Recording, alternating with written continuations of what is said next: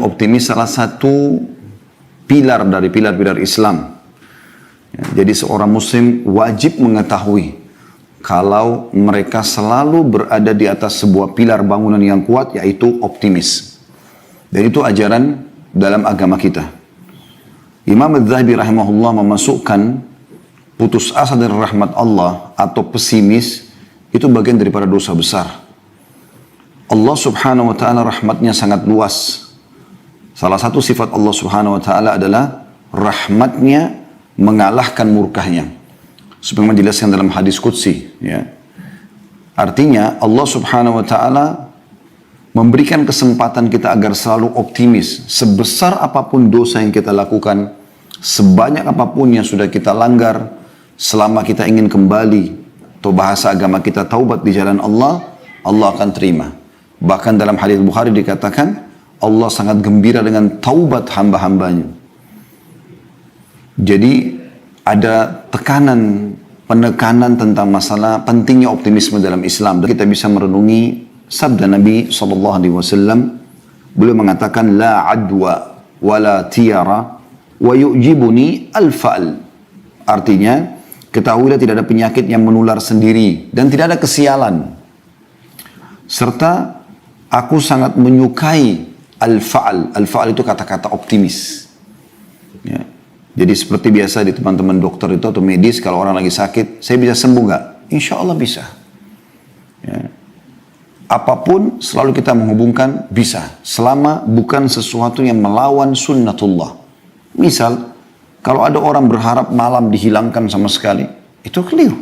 Sunnatullah peraturan malam dan siang berpasang-pasangan. Atau berharap agar lawan jenis laki-laki atau perempuan hilang sama sekali. Ini juga tidak mungkin. Sunnatullah. Atau menghapus kematian. Ya. Atau kelahiran. Ya. Atau menentukan, mengatakan bahwasanya tidak mungkin orang ini akan mati pada hari dan menentukan misalnya itu takdir. Maka ini semua tidak mungkin. Tapi kalau sesuatu yang sifatnya manusiawi, sembuh dari penyakit, mengejar prestasi-prestasi dunia terbaik dari pendidikan, dari pekerjaan, ya, mengejar harta yang halal, pasangan yang baik, yang sempurna menurut kita, keturunan yang banyak, pakaian yang bagus, harta dan urusan dunia, maka itu kita dianjurkan agar optimis. Termasuk kalau kita sudah melakukan pelanggaran-pelanggaran pun, kita diharapkan agar segera bertaubat dan kembali ke jalan Allah subhanahu wa ta'ala.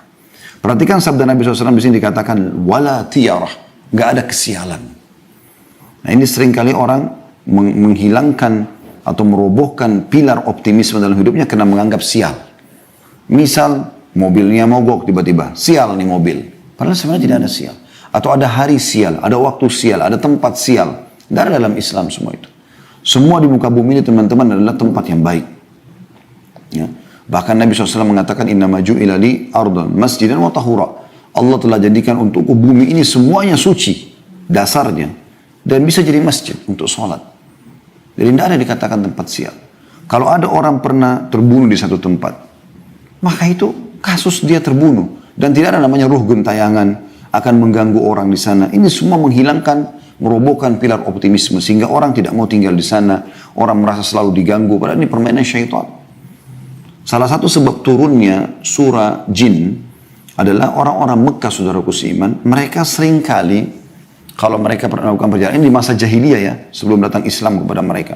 Mereka seringkali kalau melakukan perjalanan, kemudian mereka turun di sebuah lembah, mereka tancapkan kemah-kemah mereka untuk tinggal, maka tanpa ada sebab, tiba-tiba pemimpin kafilah itu, perjalanan itu, meminta bekal masing-masing dari orang yang ikut dalam kafilah perjalanan tadi. Kemudian dia datang ke tengah-tengah lembah, lalu dia berkata, wahai penjaga lembah, ini setengah bekal kami, ambillah, jangan ganggu kami. Maka Allah subhanahu wa ta'ala turunkan surah Jin, salah satu potongan ayatnya adalah, fazaduhum rahaqa. Maka syaitan-syaitan yang ada di sekitar lembah itu makin mengerjai mereka. Jadi tidak ada teman-teman. Anda biar tidur di dekat kuburan, ya, di sekitar kuburan tidak ada masalah. Kuburan orang sudah mati. Mereka di alam barzah. Gak ada ceritanya kuburan bisa terbuka, pocongnya keluar, ganggu orang seperti sering digambarkan dalam film-film di Indonesia. Ini perusakan akidah. Tidak ada sama sekali. Siapa di antara kita sini teman-teman yang pernah kedatangan pocong kakinya atau neneknya atau keluarganya. Tidak ada. Kalau memang mereka bisa datang, loncat-loncat ke rumah, ketuk pintu, minta makan, ngajak ngobrol, semua orang akan mengalami. Bahkan orang bisa berharap orang tuanya bisa datang kepada dia. Tapi memang tidak ada dalam Islam itu. Dan memang tidak ada faktanya. Tapi ini dilakukan oleh orang-orang yang memang tergoda oleh syaitan, akhirnya masuk ke dalam akidah atau coba merusak, menusuk akidah Islam. Tapi ini tidak mungkin insya Allah merusak akidah selama kita belajar yang benar. Dan juga Nabi SAW mengatakan, dan aku suka sekali dengan al-fa'al, kalimat optimis. Saya bisa, saya akan diampuni, saya akan masuk surga, saya akan berhasil, saya akan lulus, saya akan menikah, saya akan punya anak, ya.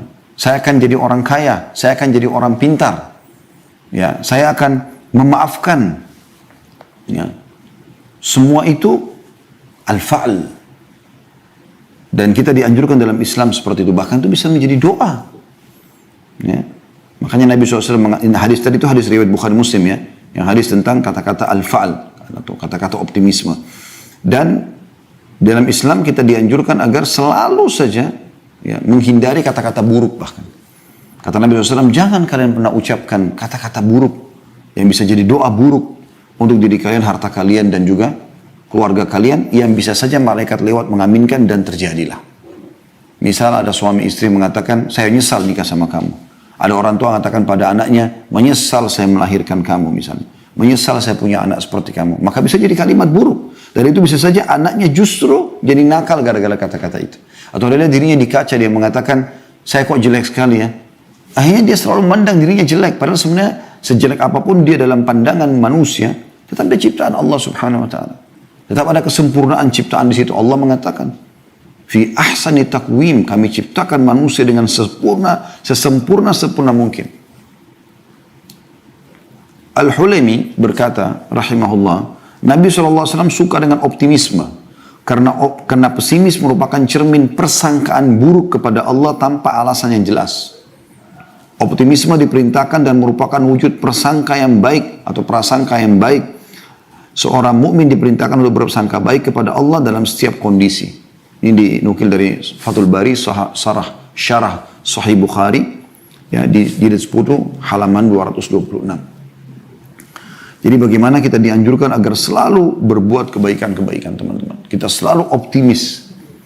Jadi seburuk apapun masa lalu Anda, nggak ada hubungannya dengan Anda sekarang. Masa lalu dalam Islam tidak pernah dilihat. Bukankah mayoritas sahabat dulunya orang-orang non-muslim, orang kafir di Mekah, kemudian mereka dapat hidayah? Bukankah Umar bin Khattab radhiyallahu anhu adalah orang yang paling benci Islam? Bahkan pada saat akan mengucapkan syahadat, hari itu dia menghunuskan pedangnya, pakai baju perangnya untuk membunuh Nabi SAW. Dan terbalik, Allah berikan hidayah. Ya. Bukankah Abu Sufyan, orang yang memimpin pasukan Ahzab, orang yang membenci Islam, tapi setelah pembebasan kota Mekah masuk Islam? Bukankah Ikrimah bin Abi Jahal, ayahnya Abu Jahal, meninggal dalam keadaan kafir, dia selalu bersama ayah yang membenci Islam. Tapi yang setelah masuk Islam, dia menangis memegang Al-Quran sambil mengatakan, ini perkataan Tuhanku yang aku lalaikan selama ini. Kemudian dia mengatakan, ya Rasulullah, mulai hari ini aku akan, ya ini lihat kalimat optimisnya, aku akan bersedekah sejumlah dolar yang aku keluarkan untuk memerangi Anda sebagai tebusannya. Mereka optimis. Banyak sahabat masuk Islam umurnya sudah sepuh, tapi mereka menghafal Al-Quran. Tidak ada kata-kata pesimis. Mereka selalu optimis. Ya.